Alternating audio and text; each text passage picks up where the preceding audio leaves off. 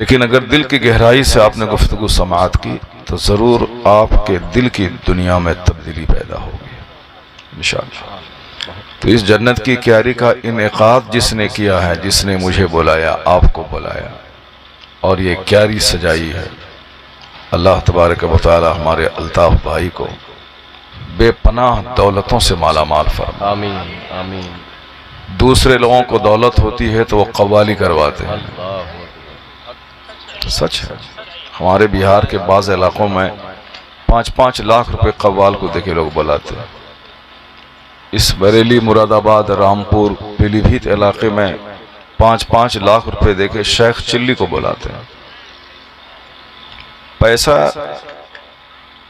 बहुत अच्छी चीज है और पैसा बहुत बुरी चीज है। पैसे का इस्तेमाल अगर सही किया जाए तो आदमी पैसे से जन्नत खरीद सकता है, वरना ये पैसा बड़े बड़े तहज्जुद गुजार, बड़े बड़े नेक लोगों को जहन्नम पहुंचा देता है। पैसा सबसे पहले तो मगरूर बना देता है आदमी को, और ये गुरूर इतना खतरनाक जुर्म है कि बस उसकी सजा सिर्फ जहन्नम है। और दुनिया में ये सजा है कि मगरूर अपनी बीवी, अपने बच्चे, पूरे समाज की निगाहों में गिर जाता है। एक हदीस में आया है कि उमर फारूक रदी अल्लाह ताला अन्हु ने कहा कि मैंने हुजूर से कहते हुए सुना है, समिअतु रसूलुल्लाह सल्लल्लाहु अलैहि वसल्लम यक़ूल। उमर फारूक आज़म क्या कहते हैं कि मैंने हुजूर को कहते हुए सुना है कि जो अपने मन में बड़ा बनता है, अल्लाह ताला लोगों की निगाहों में उसे गिरा देता है। इतना गिरा देता है कि लोगों की निगाहों में खिंजीर और कुत्ते से बदतर बना देता है। इसलिए कभी भी सेहत मिले, तंदुरुस्ती मिले, दौलत मिले, इज्जत मिले, दबदबा मिले, वक़ार मिले, तो अपनी हद में रहना चाहिए, चूंकि मरना तो है सबको। हमने तो कहा था एक बार के साहब, हिंदुस्तान के first prime minister Pandit Jawaharlal Nehru 17 साल इंडिया के प्राइम मिनिस्टर रहे, वो भी चले गए। उसके बाद इंदिरा गांधी, उसकी बेटी, प्राइम मिनिस्टर बनी, वो भी मर गई। गुलजारी लाल नंदा प्राइम मिनिस्टर बने, वो भी मर गए। मुरारजी देसाई प्रधानमंत्री बने, वो भी मर गए। नरसिम्हा राव, वो भी मर गए। अटल बिहारी वाजपेयी, वो भी खत्म हो गए। राजीव गांधी, वो भी चले गए। मैंने कहा ये बताओ, जब सब चले गए तो क्या तुम रहोगे? क्या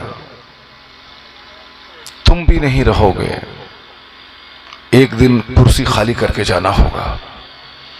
जब कुर्सी खाली करके जाना ही होगा तो कुछ ऐसा करके जाओ कि जाने के बाद लोग याद करें कि कोई आदमी चला गया। ऐसा ना हो कि लोग ये कहें कि चलो आज एक हिंदुस्तान एक पापी आदमी से आजाद हो गया। मरना तो सबको है। जब सबको मरना है तो क्यों अपने आप को लोगों की निगाहों में गिरा देना है? क्यों जलील होके मरना है? क़यामत के दिन मगरूरों को इतनी सजा होगी कि हदीस में आया है कि ला यदखुलुल जन्नह मन कान फी क़ल्बिही मिस्क़ालु ज़र्रतिन मिन किब्र। राई के बराबर किसी के सीने में घमंड रहा तो वो जन्नत में नहीं दाखिल होगा। सहाबा कराम ने पूछा कि सरकार, किसी की ख्वाहिश है कि अच्छा कपड़ा पहने, अच्छा जूता पहने, क्या ये घमंड में दाखिल है? तो हुजूर ने कहा ला, नहीं नहीं, इन्नल्लाह जमीलुन युहिब्बुल जमाल। क्या बात है, अल्लाह जमील है, खूबसूरती को पसंद फरमाता है। इसलिए अच्छा कपड़ा पहनना ये घमंड नहीं है, अच्छा जूता पहनना ये घमंड नहीं है। एक बहुत बड़े मुहद्दिस पाकिस्तान में गुजरे हैं, बहुत बड़े वली, उन्होंने मशवरा दिया कि उलमाए कराम शेरवानी पहना करें, उलमाए कराम महंगा जूता पहना करें, महंगा जूता, ताकि जो दुनियादार किस्म के लोग आलिमों को हकीर समझते हैं वह जूता देख के उसके जूते को देखते रहें, उसकी निगाहें उसी जूते पे पड़ी रहें उसकी। अच्छा जूता पहना ये घमंड नहीं। तो घमंड है क्या? अल किब्र बतरुल हक व खमतुन नास। घमंड है हक बात नहीं मानना और दूसरों को हकीर समझना ये घमंड है। मेरी चलेगी, मैं जो कहता हूं वो चलेगा। उनसे कहा जाता है कि शरीयत की चलेगी, अल्लाह की चलेगी, अल्लाह के रसूल की चलेगी। अल्लाह रसूल की बात बोलने वाले, शरीयत की खिदमत करने वाले आलिमों की चलेगी। मगर मालदार और मखरूर किस्म के लोग कहते हैं कि नहीं नहीं, मौलाना की तनख्वाह 10,000 रुपये महीना है, मैं डेली 50,000 रुपये कमाता हूं, मेरी चलेगी। जो हक नहीं माने वो मगरूर जहन्नम की वादी में जाएगा। राई के बराबर भी घमंड रहे तो वो शख्स जन्नत में नहीं जाएगा।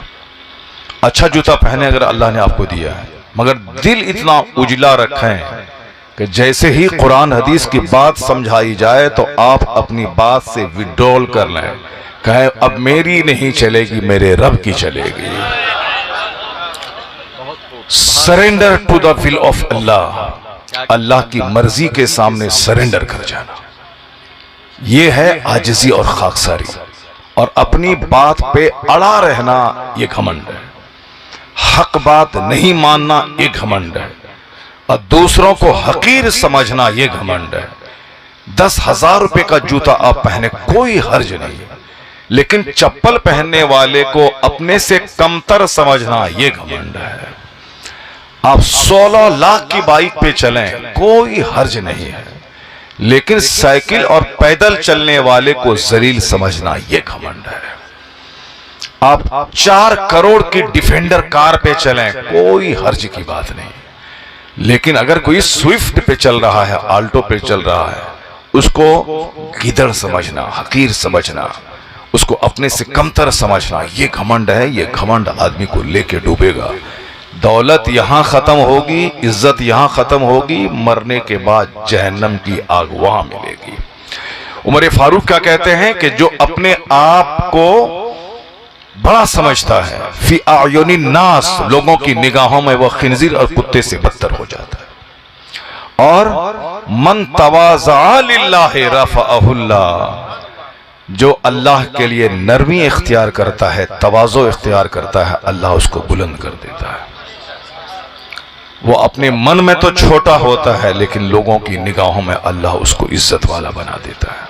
सुभान। अल्ताफ भाई को अल्लाह ने दौलत दी तो इन्होंने नाटुंगी नहीं करवाया, इन्होंने कव्वाली नहीं करवाया, इन्होंने हुजूर हुजूर करने वाले कव्वाल को नहीं बुलाया, बल्कि इन्होंने आलिमों को बुला करके कुरान हदीस की बात सुनने के लिए एक प्यारी महफिल सजा दी है। इन्होंने सैयद साहब को बुलाया है ताकि लोग बुजुर्गान दीन की औलाद का चेहरा देख लें। कभी कभी गुफ्तगू सुनने के बाद दिल का जंग साफ होता है, कभी नेक लोगों का चेहरा देखने के बाद जंग साफ होता है। अल्ताफ भाई को अल्लाह ने दौलत दी, छोटा सा घर इनके पास है, मेहमान को रखने के लिए कायदे से इनके पास बाथरूम नहीं है। आज के इस जलसे में कमो बेश 3 लाख रुपए खर्च हुए होंगे इसको। एक मेरा अपना छोटा सा आइडिया है, बाकी 4 लाख 5 लाख हुआ या 2 लाख हुआ वो जाने, उनका काम जाने, हिसाब किताब हमको नहीं करना है। हम एक मोटी मोटी बात जानते हैं कि मेहमान लोगों को बुलाना, आना, पिंडाल सजाना, खाने की दावत करना, ये सब मिला के कमो बेश 3 लाख रुपए तो खर्च हो ही गए होंगे।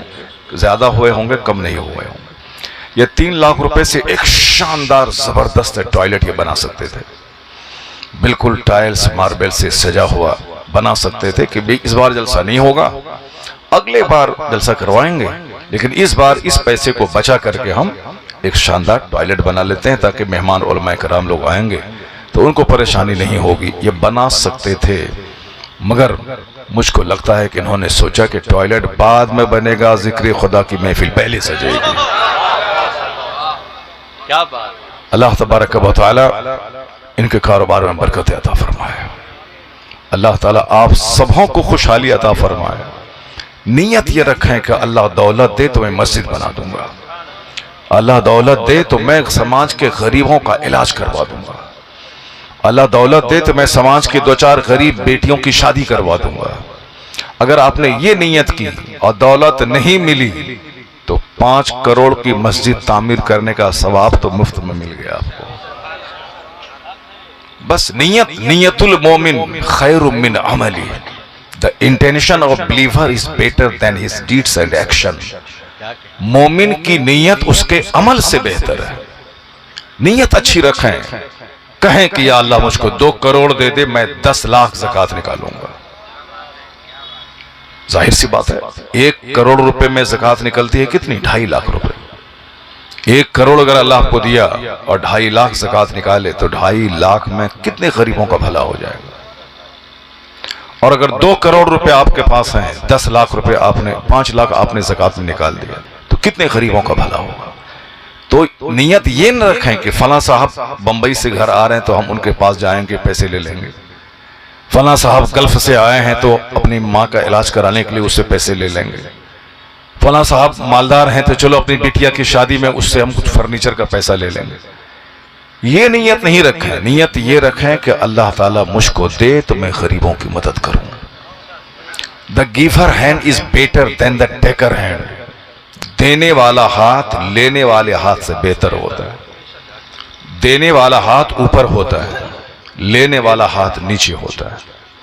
तो लेने की नियत नहीं करें कि मैं शादी करूंगा तो ससुर से बुलेट लूंगा, तो सारी जिंदगी जलील हो जाएंगे आप, जलील हो जाएंगे। वो मर्द ही नहीं कहलाएगा, मर्द का जो अपोजिट होता है वो कहलाएगा। वो जाहिर सी बात है। मैं कभी कभी बिल्कुल गुस्से में ओपन में बोलता हूं, क्योंकि बुराइयां इतनी समाज में फैल गई हैं कि अब मुहज़्ज़ब जुमले उसको सही नहीं कर सकते हैं। बुराइयां इतनी गहरा गई हैं कि उसके लिए हार्ड डिटर्जेंट चाहिए उसके लिए। तो मर्द जो होगा वो कभी नहीं कहेगा बुलेट हमको दे दो। जो मर्द होगा वो कभी नहीं बोलेगा हमको कार दे दो। मर्द जो होगा वो अपनी कार खुद से खरीदेगा, वो अपना घर खुद बनाएगा, वो अपना फर्नीचर खुद खरीदेगा, वो सोफा खुद खरीदेगा, वो साहब पैर पोछने वाला पापोश वो खुद खरीदेगा, खिड़की का पर्दा वो खुद खरीदेगा, और अपनी दुल्हन को घर लाके कहेगा कि ये मेरा घर है, रानी बनके तुम रहो।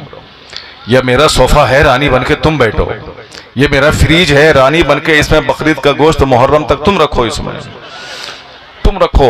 तो अब मालूम है कभी लड़ाई नहीं होगी, कभी झगड़ा नहीं होगा, कभी तलाक नहीं होगी। जहां लालच है, जहां दूसरों से मांगना है, जहां बीवी के बाप को सता करके सामान लेना है, वहीं तलाक होती है, वहीं तकरार है, वहीं केस मुकदमा है, वहीं शौहर को कभी बीवी सलाम नहीं करती है। ये मोहताज रहता है कि मैं बाहर से घर आऊं बीवी मेरी सलाम करे, नहीं होता। आप उसके बाप का से 10 लाख रुपए ले जाओ, क्या सलाम करेगी वो। आप उसके बाप को सता करके मोटरसाइकिल ले लिए हैं, क्या सलाम करेगी वो। आप उसको लाएं और रानी बना के रखें, 80 बरस की उम्र हो जाएगी, मोहब्बत घटेगी नहीं, बढ़ती चली जाएगी। उस घर में खुशबुओं की बारिश होती है जिस घर में सुन्नतों पे अमल होता है। लालच न मत करें कि ईद का दिन आया है तो ससुराल वाला कपड़ा देगा, बकरीद का दिन आया है तो गोश्त वहां से आएगा, मैंने बड़ा जानवर किया है छोटा जानवर वहां हुआ वहां से गोश्त भेजेगा। नहीं, अल्लाह से दुआ करें कि या अल्लाह मुझको माल दे कि 1 लाख का बकरा ज़बह करूं और मैं गोश्त का एक हिस्सा ससुराल भेज दूं, तब अल्लाह देगा उसको।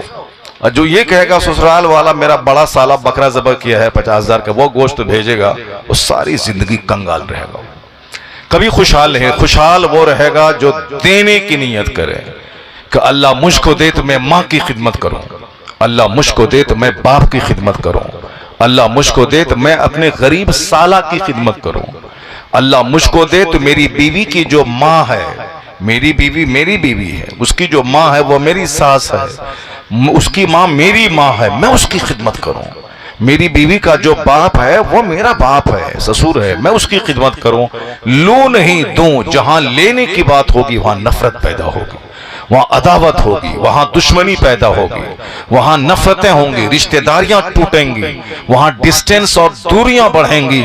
और जहां देने की नीयत होगी दुश्मनी घटेगी, मोहब्बत बढ़ेगी। अल यदुल उलिया खैरु मिनल यदि Suphala. The giver hand is better than the taker hand. देने वाला हाथ लेने वाले हाथ से बेहतर होता है, इसलिए हमेशा नियत अच्छी रखें। इन्नमल अमालु बिन्नियात, सारे अमल का दारोमदार नियतों पर है। अगर नियत ये रही कि अल्लाह दौलत हमको दी तो हम कवाली करवाएंगे, अल्लाह हमको दौलत दिया तो हम फिल्म हाल बनवाएंगे, अल्लाह ने हमको पैसा दिया तो हम साहब जोकर को लाके नचवाएंगे। अल्लाह हमको पैसा दिया तो हम पूरे इलाके के हिंदू मुसलमान सबको बुला के वो खाना खिलाएंगे कि जो आज तक इस इलाके का कोई आदमी नहीं खिलाया होगा। सब चर्चा करेगा साहब क्या खाना खिलाया है। ये खाना भी खिलाएगा, 1 रुपया का सवाब नहीं मिलेगा। जो लोगों को दिखाने के लिए खिलाएगा, जो लोगों को सुनाने के लिए काम करेगा, अल्लाह ताला उसको एक नेकी नहीं अता करेगा। चूंकि वही नेकी कबूल होती है अल्लाह के हाथ, जो नेकी अल्लाह के लिए की जाती है, जो नेकी अल्लाह को खुश करने के लिए की जाती है। जैसे कुर्बानी हम करने जा रहे हैं, आप लोग हम लोग करने जा रहे हैं। अगर 7 हिस्सेदार में से एक बंदा भी ये नियत किया कि नहीं कुर्बानी करूंगा तो मेरा बच्चा क्या खाएगा, दूसरे के हाथ मुंह तकेगा, इसलिए कुर्बानी तो करना पड़ेगा। अगर नहीं हम कुर्बानी करेंगे तो सारे लोग गोश्त खाएंगे, हमारे बच्चे मुंह तकेंगे, इसलिए एक हिस्सा तो रखना पड़ेगा। एक आदमी भी अगर इस नियत से कुर्बानी किया तो 7 में से किसी की कुर्बानी नहीं होगी। जो बड़े जानवरों में 7 आदमी का हिस्सा होता है, किसी की कुर्बानी नहीं होगी। क्योंकि कुर्बानी गोश्त खाने के लिए नहीं, सिर्फ अल्लाह रब्बुल इज्जत की मोहब्बत में अल्लाह को खुश करने के लिए की जाती है। और एक सुन्नत की अदायगी है कुर्बानी। नीयत अगर खराब रही तो पैसा भी गया और अज्र नहीं मिलेगा। और आज नीयतों की खराबी की वजह से लोग बड़ा से बड़ा काम, देखने में तो लगता है कि दीन का काम है, लेकिन उस काम के करने के बाद मायूसी होती है। ये सोचा था कि सारे लोग इलाके के मेरा चर्चा करेंगे, मगर सबकी जबान पे चर्चा ये जारी होता है, हराम का माल था, लूट के लाया था, कूट के खिला दिया। लेकिन अगर अल्लाह को खुश करने के लिए अगर 10 गरीबों को खिला दिया गया, सारे समाज में ढंडोरा नहीं पीटा गया, या फिर जो उसके पास था उन्होंने वलीमा में वही खाना खिला दिया, शोहरत वाला खाना नहीं किया, तो भले ही लोगों की निगाहों में वह कंजूस ठहरेगा। लेकिन अगर नीयत अल्लाह को खुश करने के लिए फजूल खर्ची से बचने की है तो अल्लाह ताला उसकी मोहब्बत लोगों के दिलों में अता कर देगा। और अगर बदनीयती रही, शोहरत, नामवरी, तो दुनिया में भी जिल्लत मिलेगी, मरने के बाद कुछ भी नहीं मिलेगा। बस मैं अपनी गुफ्तगू का पहला चैप्टर में खत्म करता हूं आगे, क्योंकि आजकल नीयतें खराब हो गई हैं, सबकी नीयत खराब हो गई है। लेने की नीयत हो गई है, शोहरत की नीयत हो गई है। अब साहब क्या है कि नेक काम हज भी करना है तो दिखावा करके हज को जाना है। नापाक माल और दिखाने की नीयत से जो हज को जाता है, पैसा भी खर्च हुआ, 40 दिन का टाइम भी गया, कारोबार भी बंद हुआ और रिजल्ट 0, कुछ नहीं मिला।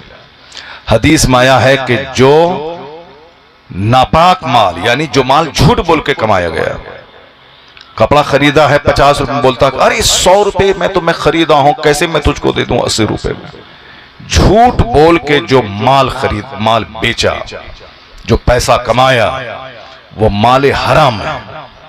और हराम माल लेके अगर कोई हज को जाता है तो हदीस में आया है कि जब वह एहराम बांधता है, बगैर सिली हुई लुंगी, बगैर सिली हुई चादर, और 2 रकात नमाज अदा करने के बाद कहता है लब्बैक अल्लाहुम्मा लब्बैक, लब्बैक ला शरीक लक लब्बैक, इन्नल हम्द व निअमत लक वल मुल्क ला शरीक लक, जिसके पढ़ने के बाद बंदा हालत एहराम में आ जाता है। अब खुशबू हराम है, ये बहुत सारी चीजें हराम हो जाती हैं, सिलावा कपड़ा पहनना हराम है, सर पे कपड़ा नहीं रखना है, उसको पाबंदी शुरू हो जाती है। जैसे ही बंदा लब्बैक कहता है, फयुनादी मुनादी मिनस समा, आसमान से एक आवाज लगाने वाला आवाज लगाता है, ला लब्बैक वला साअदैक ज़ादुका हरामुन व हज्जुका मरदूद।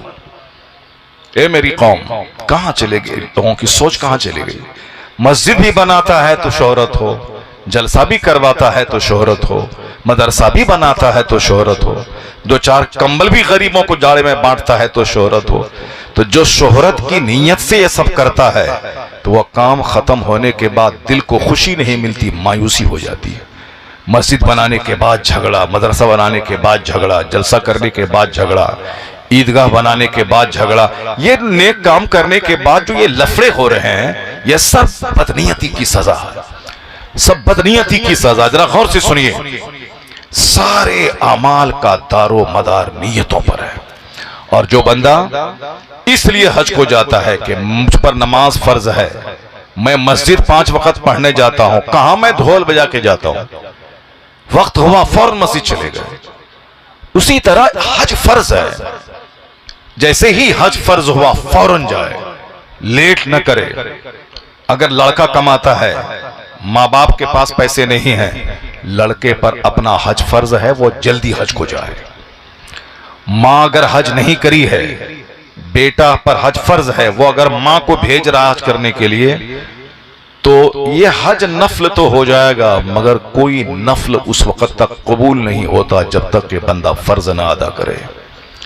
माँ को हज करवाना ये नफल है, और अपना हज करना पैसे वाले पर यह फर्ज है। बाप को हज करवाना यह नफल है, अपना हज करना यह फर्ज है। जैसे पैसा हम कमाते हैं, मेरे पास सारा माल रहता है, कुर्बानी हम पर वाजिब है। अगर हमने ये कहा कि चलो पिछले बार हमने दिलवाया था, इस बार बीवी के नाम से दिलवा देते हैं, पिछले बार मैंने अपने नाम से किया था, इस बार अब बाप के नाम से करवा देते हैं, पिछले बार मैंने किया था, इस बार अपने दादा के नाम से करवा देते हैं, तो सवाब तो नफल का लटका हुआ रहेगा, उस वक्त तक नहीं कबूल होगा कोई नफल जब तक कि अपना वाजिब अदा ना करे। पहले अपने हिस्से की कुर्बानी करे, फिर अल्लाह ने दिया है तो 50 जानवर व नफल के तौर पर ज़बह कर दे।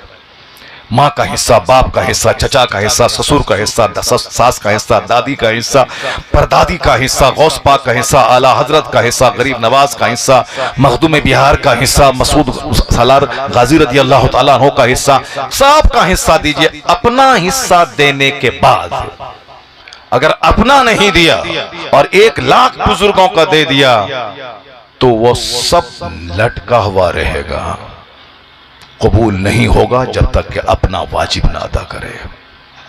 बात समझ गए आप? अगर पैसा है तो माँ बाप भाई बहन सबका हिस्सा दीजिए, नहीं है पैसा तो पहले अपना दीजिए, क्योंकि अपना आप पर कमाने वाले पर सबसे पहले वाजिब है, उसके बाद नफल। फजर की 2 रकात नमाज पढ़ना फर्ज है, इशराक पढ़ना नफल है, चाश्त पढ़ना नफल है। इशराक की बहुत नेकी है, जो इशराक पढ़े 2 हज 2 उम्रा का सवाब मिलता है।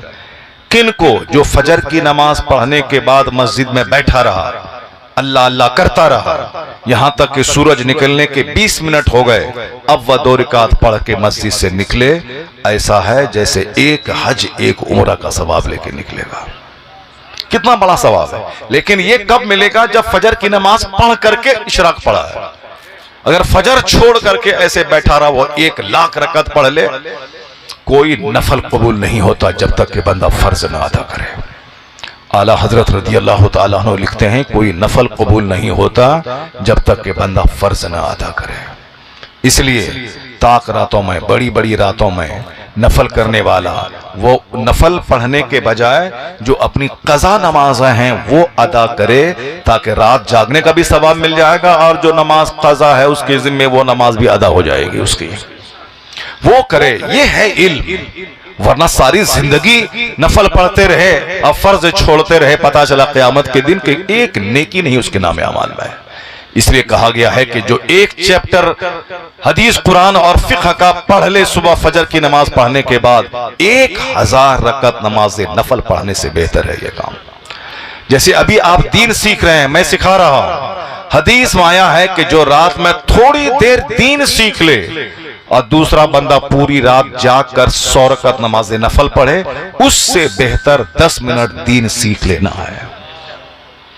एक आलिमे दीन ईशा की नमाज बाजमात पढ़कर 10 मिनट बच्चों को पढ़ा के सो जाए, तहज्जुद भी ना पढ़े, वह फजर की नमाज बाजमात मस्जिद में अदा करे, और दूसरा बंदा बगैर जानकारी, बगैर इल्म के रात भर नफल पढ़ता रहे, आलिम का सोना उसके नफल पढ़ने से बेहतर है। जो ईशा पढ़ के सो गया, आधी रात जागने का सवाब, और जो फजर की नमाज बाजमात पढ़ा, उसको आधी रात कयाम करने का सवाब। क्या मतलब? जो ईशा जमाअत से पढ़ लिया, फजर जमाअत से पढ़ लिया, अब पूरी रात सो गया, पूरी रात की इबादत का सवाब उसको मिल जाएगा। जरा नहीं बोलेंगे सुभान अल्लाह जोर से आप? मैं कोई कॉमेडी बोल रहा हूं क्या? मैं कोई किस्सा कहानी बोल रहा हूं, नहीं बोल रहा हूं, मैं एक कानून बयान कर रहा हूं। नीयत एक बंदे की भी अगर खराब रही, किसी की कुर्बानी नहीं होगी। पहले अपना वाजिब अदा करना होगा, फिर बीवी बाल बच्चों के नाम से। हाँ, बीवी के पास अगर जेवर है 50,000 रुपए से ज्यादा उसकी कीमत का जेवर है, बीवी पर अलग वाजिब है।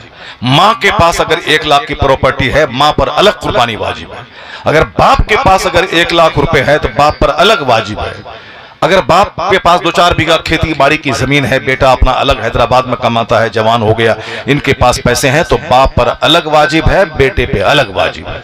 इसलिए अपने अपने घर में देख लीजिए, अपनी बेटी, जो बेटी शादी नहीं हुई है, वो बेटी के पास 1 लाख रुपए का जेवर है, आपने दिया है। जैसे हमारे पास 4 बेटियां हैं, 2 बेटी की शादी हो गई, 2 बेटी हमारी कुंवारी है, उन दोनों की दस्तारबंदी रिदाए फजीलत जब उसकी हो रही थी, हम चारों बेटी मेरी आलिमा है, डॉक्टर, इंजीनियर, प्रोफेसर नहीं है, चारों को आलिमा बनाया है कि डॉक्टर बन के पैसा कमाओगे तो शौहर से लड़ाई होगी, और आलिमा बन के नमाज पढ़ोगे तो शौहर के दिल में मोहब्बत पैदा हो जाएगी।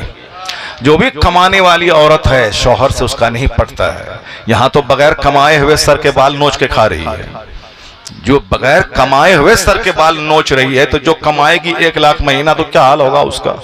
इसलिए नाकिसुल अक्ल हैं ये, इनको खूब प्यार दीजिए, खिलाइए पिलाइए, अच्छा कपड़ा पहनाइए, मगर कभी कमाने के लिए उसको ऑफिस मत भेजिए, वरना आपसे ज्यादा खूबसूरत ऑफिस में कोई मिल गया तो बस फिर आप डफली घर में बजाइए और सारा काम ऑफिस में हो जाएगा।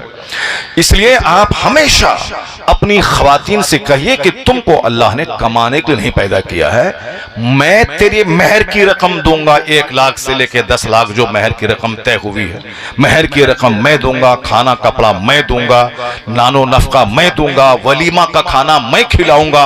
ये जो बाराती ले जाने की रस्म है लड़की वाले के यहाँ, 100 बारात, 200 बारात, 400 बारात, ये भी रस्म हिंदुआना है, ये इस्लामी रस्म नहीं है।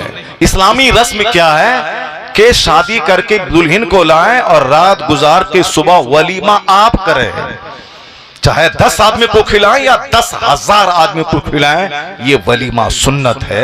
ये वलीमा लड़की वाला नहीं करेगा, लड़का करेगा, और उससे बेहतर कोई खाना नहीं है इस रूए जमीन पर। वलीमा के खाने से बेहतर कोई खाना नहीं, सबसे बेहतरीन खाना वलीमे का है कि बंदा शादी किया, सुन्नत पे अमल किया, अपनी बीवी के साथ रात गुजारा, सुबह सवेरे खुशी में 10 लोगों को या 10 लाख लोगों को खिला दे, जो उसकी हैसियत है। इस खाने से बेहतर कोई खाना नहीं है।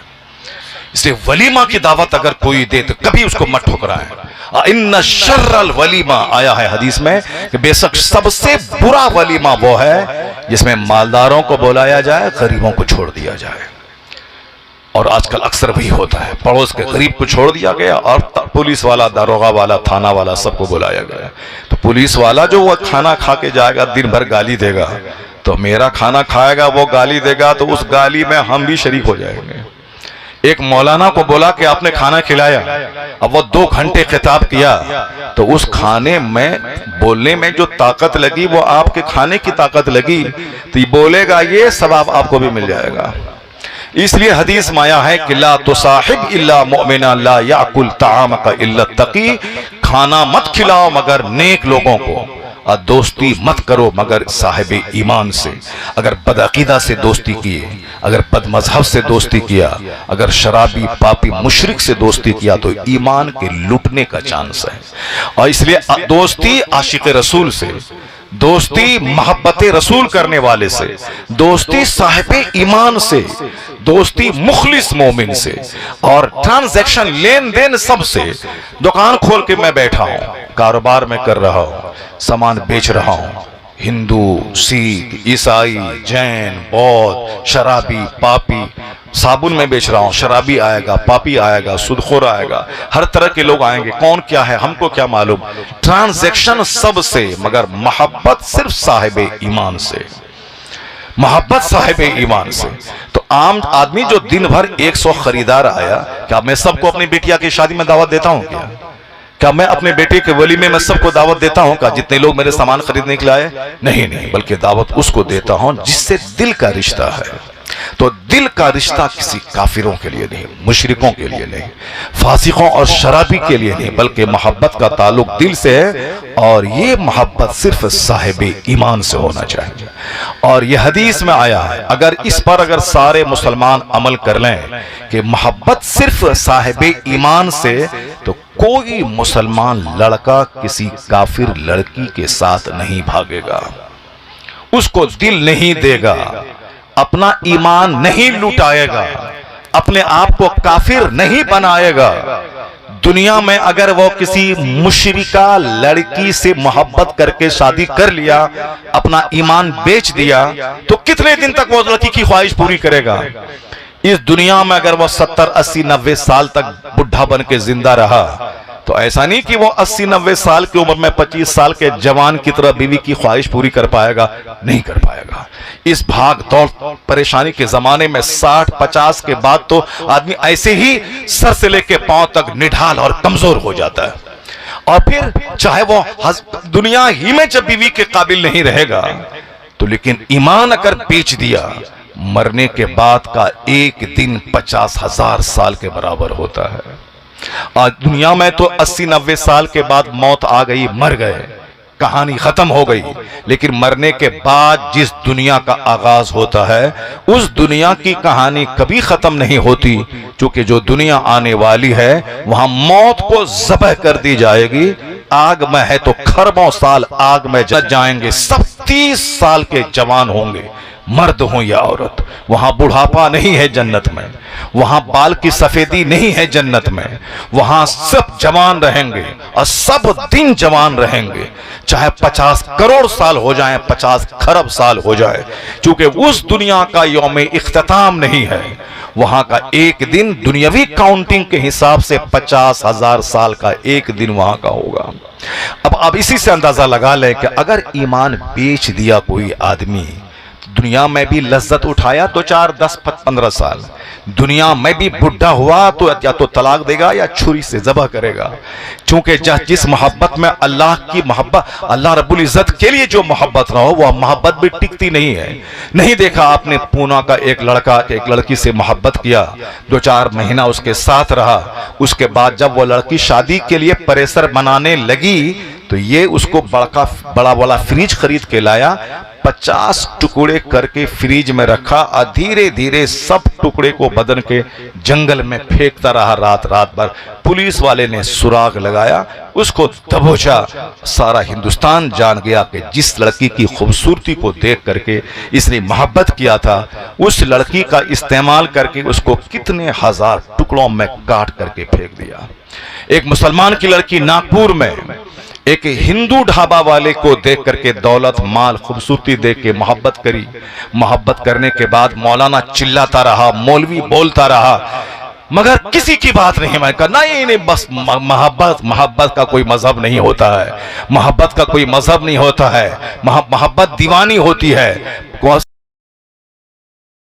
इंसान है, मोहब्बत किया, शादी हुई, 4 महीने के बाद वो साहब जबलपुर के एक नाले में उसकी सड़ी हुई लाश मिली, जहां अल्लाह रसूल की मोहब्बत में दम नहीं है। मन अहब्बा लिल्लाह व अबग़ज़ा लिल्लाह व मन मनअ लिल्लाह फ़क़द इस्तकमलल ईमान। हदीस में आया है, जो मोहब्बत करे तो अल्लाह के लिए, दुश्मनी करे तो अल्लाह के लिए, किसी को कुछ दे तो अल्लाह के लिए, और किसी को अल्लाह के लिए, तो उसका ईमान मुकम्मल हो गया। ही कंप्लीटेड हिज फेथ, वो अपना ईमान मुकम्मल किया। इसलिए दुश्मनी भी हो तो सिर्फ अल्लाह के लिए, जो अल्लाह का नहीं वो मेरा नहीं, जो रसूल पाक का नहीं वो मेरा नहीं। एक इस्माइल साहब थे हमारे, जो हमारे शौक दिलाने के बाद बरेली शरीफ गए, ताजुश शरिया से मुरीद हुए और सारी जिंदगी उसी पर कायम रहे। पुराने जमाने में तबलीगी जमात के साथी के साथ रहते थे, उनके साथ जाते थे। जब सुन्नी बनने के बाद, रज़वी बनने के बाद, जब पुराना साथी से मुलाकात उनकी होती थी, तो वो कहते थे कि इस्माइल भाई अस्सलाम वालेकुम। ये बोलता था, तुम्हारे सलाम का जवाब नहीं दूंगा मैं। कहा, क्यों इस्माइल भाई, क्यों सलाम के जवाब नहीं देते, पहले आप मेरे साथ में थे। कहा, रसूलुल्लाह सलाम नहीं करेगा, उसको मैं सलाम नहीं करूंगा। कहा अगर तुम मेरे साथ आओ, फजर की नमाज पढ़ने के बाद रसूल पाक को सलाम पेश करो, अगर करोगे तो तुमको दिन भर में 100 बार मैं सलाम करूंगा, और अगर रसूल को जो सलाम नहीं करेगा उसको मेरा कोई सलाम नहीं, ना सलाम करूंगा ना उसके सलाम का जवाब दूंगा। ये है परफेक्ट बात कि मोहब्बत हो किसी से तो हुजूर के लिए, मोहब्बत हो किसी से तो अल्लाह के लिए, और दुश्मनी हो किसी से तो अल्लाह के लिए। ऐसा नहीं कि वो कर्ज नहीं दिया, वो अपने बेटी की शादी मेरी बेटी से नहीं करवाया, या फिर साहब क्या है कि वो मेरी दुकान का सौदा नहीं खरीदा, वो मेरी बात नहीं माना तो अब हम बात नहीं करेंगे, उसके घर नहीं जाएंगे। ये सब हो गया दुनियावी गर्ज की खातिर दुश्मनी। नहीं, वो प्यारा था, लेकिन पता चला कि ये वहाबी नजदी हो गया, पता चला ये सुलह कुल्ली हो गया है, पता चला कि ये गुड़ भी खाता है, गोबर भी खाता है, ये शराब भी पीता है, शरबत भी पीता है, ये मुखलिस मोमिन के साथ भी मिला रहता है, मुशरिक के साथ भी मिला रहता है। यहां बोलता है तो कहता मैं तुम्हारी तरह हूं, वहां जाता है तो बोलता मैं तुम्हारी तरह हूं। तो फिर ये हो गया सुलह कुल्ली, जो इधर भी उधर भी, अच्छे से भी बुरे से भी मिला रहे, गुड़ से भी मिला रहे, गोबर से भी मिला रहे, शरबत से भी मिला हुआ रहे, शराब से मिला रहे। तो बड़ा खतरनाक आदमी है। तो आदमी जो परफेक्ट होगा वो गुड़ खाएगा, गोबर नहीं खाएगा, वह शरबत पिएगा, शराब नहीं पिएगा, वह मुखलिस से दोस्ती करेगा, वो साहब बदमज़हब से दोस्ती नहीं करेगा। तो अगर कल तक मैं एक पान के 2 टुकड़े करके खाता था कि मेरा दोस्त है, लेकिन आज अगर पता चला कि ये बदअकीदा है, तो आला हजरत की माने तो दूध से निकाल के दिल से फेंक दे उसे। ये दुश्मनी किसी माल की वजह से नहीं है, ये दुश्मनी अल्लाह रसूल की वजह से है। किसी को कुछ दिया, आलिमों को नजराना दिया, समाज के गरीबों की खिदमत की, पीर साहब को नजराने दे दिया। वो पीर साहब नहीं कि जो साहब औरतों से पैर हाथ दबाए, वो पीर साहब जिसको देखें तो खुदा याद आ जाए। पीर साहब के पास रहो तो तहज्जुद पढ़ने का शौक पैदा हो जाए। ऐसा नहीं कि पीर के पास रहो तो ढोल बजाने का शौक पैदा हो जाए, पीर के पास रहो तो हारमोनियम बजाने का शौक पैदा हो जाए, पीर के पास रहो तो साहब अखाड़ा उठाने का शौक पैदा हो जाए। पीर वो है जिसको देखूं तो सजदा करने का शौक पैदा हो जाए, उसको देखूं तो सुन्नतों पे अमल का शौक पैदा हो जाए, पीर को देखूं तो सनीमा छोड़ने का शौक पैदा हो जाए, पीर को देखूं तो कुरान पाक की तिलावत करने का शौक पैदा हो जाए। वैज़ाराओ, जब उसको देखा जाए तो अल्लाह याद आ जाए, वही पीर होता है। सुन्नतों की मुखालफत करने वाला, वो चाहे कोई बहरूपिया बनकर वह ढोंग रचाए, मगर हकीकी पीर कभी नहीं होगा। वरना वो अपना हुस्न दिखलाकर, अपना पांव दिखलाकर, अपना माल दिखलाकर, तो आशाराम भी कई लाख लोगों को अपना मुरीद कर लिया था। उसका बेटा भी बहुत खूबसूरत था, जिसको लोग देखता था तो देखता था, बड़ी बड़ी आंखें थी, बड़ी बड़ी नाक थी। तो खूबसूरती देखकर मुरीद नहीं हुआ जाता है, रसूल पाक की सुन्नतों पे अमल देख के मुरीद हुआ जाता है। कुरान पर अमल है कि नहीं, हदीस पर अमल है कि नहीं, फिक्र पर अमल है कि नहीं। वरना यहाँ बरहमनवाद नहीं है कि बरहमन का बेटा ही पुजारी होगा।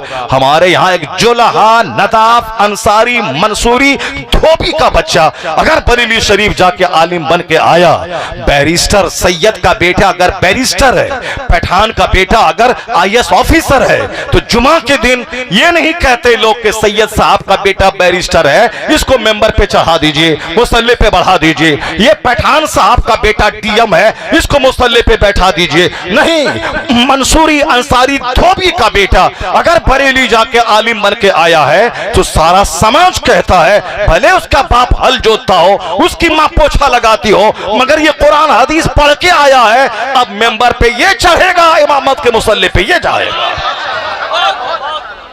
कौम मुस्लिम यही तो है कि जो कुरान हदीस का इल्म सीने में रखेगा वही कौम की इमामत करेगा, क़यादत करेगा। अगर कोई पठान का बेटा, शेख का बेटा, सैयद साहब का बेटा वो DM बन जाए, SP बन जाए, अगर उसके पास दाढ़ी नहीं है, कुरान हदीस का इल्म नहीं है, तो सैयद होने के नाते हम उनका हाथ चूम लेंगे कि भाई आप सैयद हैं, आप हमारे बुजुर्गान दीन की औलाद हैं, आप रसूल पाक की औलाद हैं। अगर हकीकी सैयद है और मुखलिस मोमिन है तो हम हाथ चूम लेंगे, लेकिन उनके पीछे नमाज नहीं पढ़ेंगे, क्यों? नमाज पढ़ने के लिए उससे मुतशर्रिअ आलिम होना जरूरी है, वह बाशरा हो। हाथ चूमना और है, इमाम बनाना और है। तो इमाम वही बनेगा जो कुरान हदीस का आलिम होगा। तो आज भी दुनिया देख ले, वह दूसरा मजहब है जहां ब्राह्मण का बेटा ही ब्राह्मण पंडित होगा, लेकिन ये मेरा इस्लाम है। अगर कोई काला कलोटा गांव देहात के मजदूर का बच्चा आलिम है तो 1 लाख मुसलमानों का इमाम वही काला बच्चा बन रहा है। यहां नस्ल नहीं देखी जाती, यहां बिरादरी नहीं देखी जाती, यहां रंग नहीं देखा जाता, यहां कुरान और हदीस पर अमल देखा जाता है। इसी को देखकर मस्जिद में देख लें, ये तो इमामत की बात हो गई। और आम तौर पर मुसलमानों की मस्जिदों में, मस्जिद से बाहर भले ही यह है कि हम आपको अपनी बेटी नहीं देंगे, आप हमारी बिरादरी के नहीं हैं, मैं अंसारी हूं तो अंसारी में करूंगा, मंसूरी हूं तो मंसूरी में करूंगा, पैठान हो तो पैठान में करूंगा, शेख हो तो शेख में करूंगा, ये मस्जिद से बाहर तो कर लेते हैं मुसलमान, चला लेते हैं, ठीक है।